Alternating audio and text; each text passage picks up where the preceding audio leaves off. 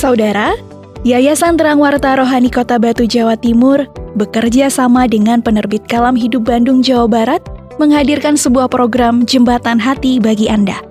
Jembatan Hati adalah program siaran yang memaparkan kondisi dan sifat-sifat hati manusia. Selamat mendengarkan.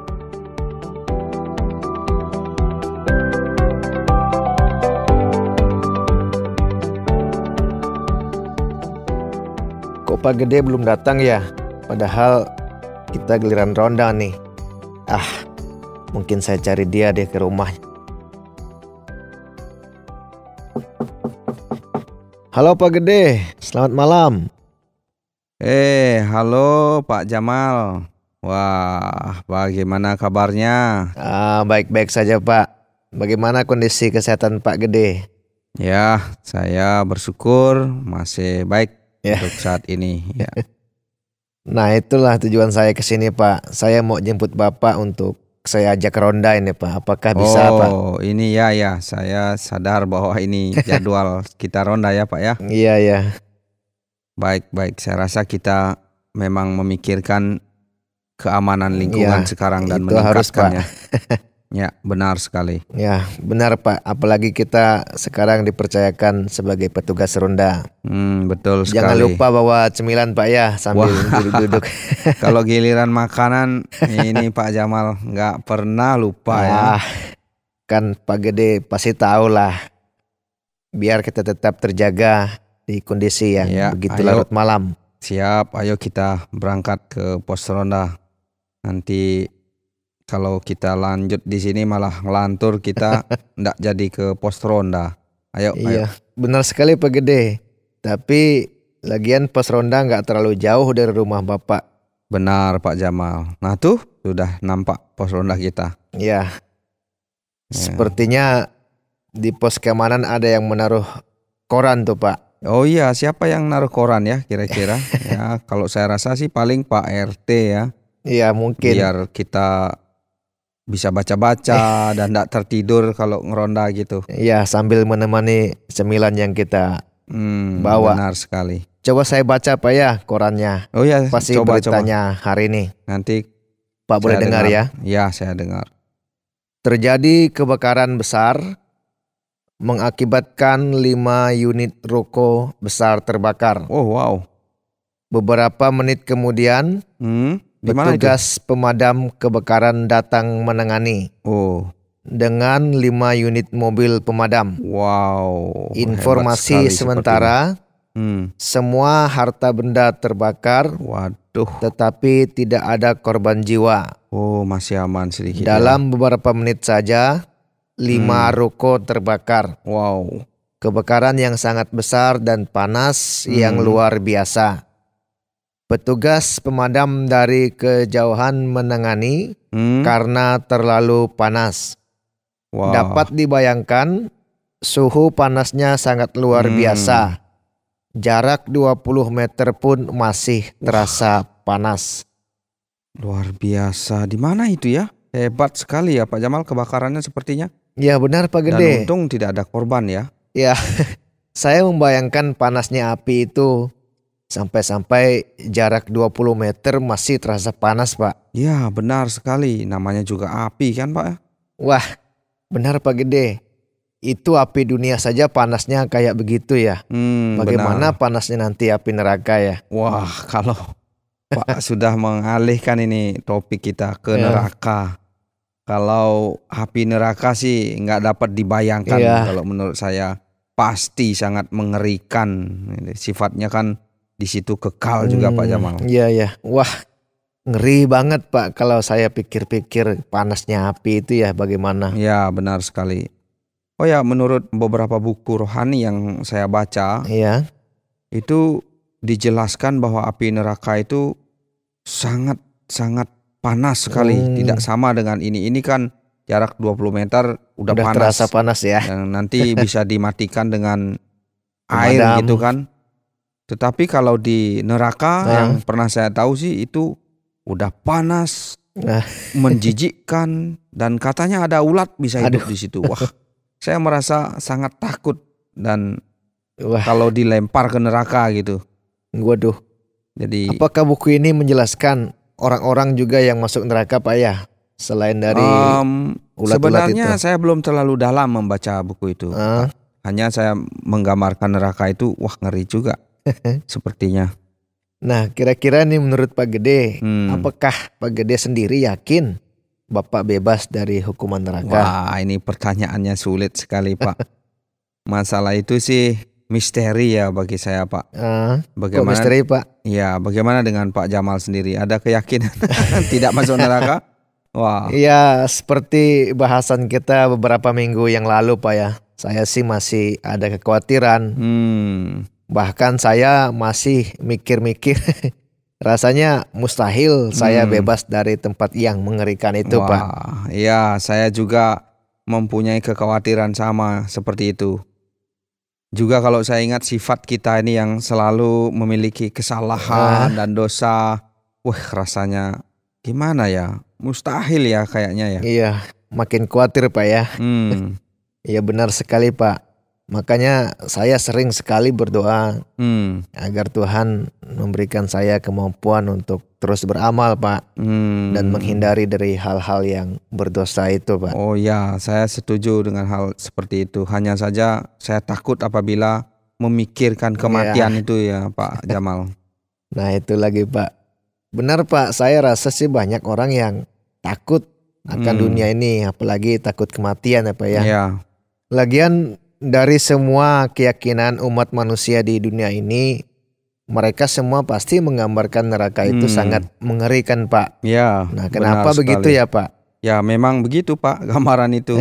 Dan sudah nyata. Ya. Kalau misalnya di dunia nyata seperti sekarang ini ngeri gitu, apalagi di sana. Ya. Seperti apa Pak ya contohnya? Ya kalau saya contohkan ya misalnya coba saja Bapak mencuri. Kalau ketika ditangkap polisi itu misalnya, apakah Bapak tidak dipenjara? Iya. Kan begitu? Iya. Bahkan bisa-bisa dipukuli oleh petugas. Nah begitu juga dengan keberdosaan kita itu udah pasti ya. Di hadapan Tuhan itu kena ganjaran lah, kena hukuman gitu. Kena hukuman Pak ya. Ya. Wah benar sekali Pak.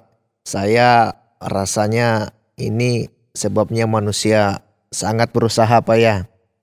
Beribadah kepada Tuhan. Benar Pak. Ya supaya mendapatkan ketenangan batinnya sedikit dengan harapan Tuhan memperhitungkan amal ibadah mereka. Ya saya rasa itulah.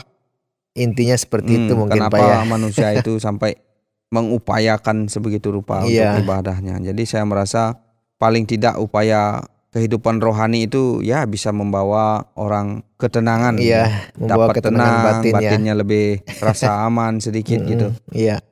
Benar sekali Pak. Oh ya Pak, apakah korban suci yang dilakukan oleh beberapa kepercayaan di dunia ini pasti bisa menjamin agar kita bisa mengalami penebusan Pak? Lagi nih pertanyaan Pak ini. Ya saya sih sangat penasaran Pak, makanya bertanya terus. Jadi menurut saya sih salah satu ritual yang dibuat oleh manusia sejak manusia jatuh ke dalam dosa itu kan adalah salah satu upaya ya supaya mereka dapat hubungan yang baik dengan Tuhan kembali. Oh pantas saja. Ya Pak ya, hampir semua kepercayaan ada korban yang dibuat orang untuk upacara penyucian Pak ya. Benar sekali. Hanya saja sih Pak, saya secara pribadi sering berpikir apakah kurban yang kita buat itu sudah cukup memadai sebagai pengganti dosa-dosa kita atau kelemahan kesalahan kita dan lain-lain. Loh kok Bapak bilang begitu? Ya masalahnya kita semua ini sebagai manusia ini itu kan sudah hampir berbuat dosa semua. Iya. Ya kenapa kita timpakan kepada ciptaan yang lain kan gitu misalnya karena manusia yang buat dosa gitu. Itu bayangan saya seperti itu. Kenapa kok kita menimpakan masalah itu kepada ciptaan yang lain, hewan dan sebagainya. Seperti itu yang membayangkan saya secara pribadi sih. Sepertinya masuk akal sih yang Bapak katakan. Tapi Pak, bagaimana lagi caranya kalau nggak begitu?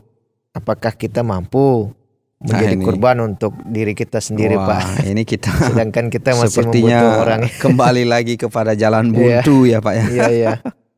Kemarin sudah buntu, sekarang buntu lagi. Iya, itulah. Oh ya Pak, saya pernah diceritakan oleh seseorang bahwa sebenarnya neraka diciptakan untuk roh-roh jahat atau malaikat yang jatuh ke dalam dosa. Oh, kita cerita malaikat yang waktu itu dia. Seperti yang Bapak bilang minggu lalu kan. Apakah benar. itu benar itu. Pak, kisahnya seperti itu? Ya, saya juga pernah mendengar di film-film atau menonton gitu. Ini ada khotbah-khotbah ya. yang pernah saya tonton di TV bahwa neraka memang itu diciptakan untuk iblis atau malaikat yang jatuh ke dalam dosa itu, yang menyangkal Tuhan seperti cerita kita beberapa minggu lalu itu. Jadi dapat disimpulkan memang diciptakan ya Pak ya. Wah, memang benar ini kita sudah terjerat oleh tipu daya iblis ini Pak ya. Nah, itu dia Pak. Kalau menurut cerita yang Bapak sampaikan 2 minggu lalu itu. Ya, betul sekali. Ya, itu dia Pak. Kita sudah terkondisikan ini oleh keinginan daging kita, oleh sejak manusia berbuat dosa dari pertama dan kita mewarisi sampai sekarang ini. Kita dominan, diri kita ini sekarang cenderungnya berdosa dan berdosa. Gitu. Wah, saya juga teringat lagi Pak dengan cerita yang Bapak katakan. Sebenarnya beliau itu kan maha kasih dan maha pengampun. Saya ingat Pak, lagi nih. Kan kita sudah sampai di cerita itu waktu itu Pak. Iya. Jadi maksud Bapak yang dengan mengingat kasih gitu ya, akan Pak. dapat pengampunan seperti itu maksud Pak ya? Iya benar Pak. Ya dengan ini kan saya mengingat dengan harapan ya saya sekiranya ada cara Tuhan untuk menyelamatkan kita yang penuh dengan keberdosaan ini Pak. Wah. Makanya itulah, Pak. Teringat. Menurut saya itulah menjadi doa kita bersama-sama Pak Jamal. Kiranya kita dapat kemurahan dari Tuhan yang Maha Esa kan begitu ya. Iya, semoga ya Pak ya. Nah, semoga semua yang kita lakukan dapat diterima oleh Tuhan. Itu harapan kita. Dan jangan sampai kita ke neraka yang penuh dengan kengerian itu. Saya mengingat api yang tadi itu Pak ya.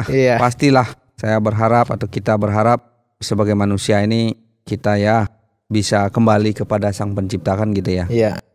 Ya. Oke lah Pak ya, sampai di sini dulu ya. Ya Pak, terima kasih Pak. Kita coba ronda Pak ke kesempatan apa?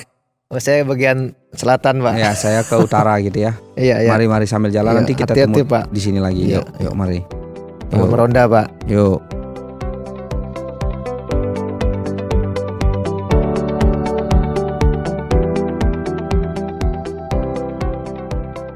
Saudara, terima kasih sudah mendengarkan program Jembatan Hati. Program ini dipersembahkan atas kerjasama Yayasan Terang Warta Rohani Kota Batu, Jawa Timur, dan Penerbit Kalam Hidup Bandung, Jawa Barat. Apabila ada pertanyaan dan saran, silahkan kirimkan ke SMS atau WhatsApp ke nomor 081 333 777 386. Anda juga dapat mengakses Penerbit Kalam Hidup melalui website di www.kalamhidup.com. Sampai jumpa!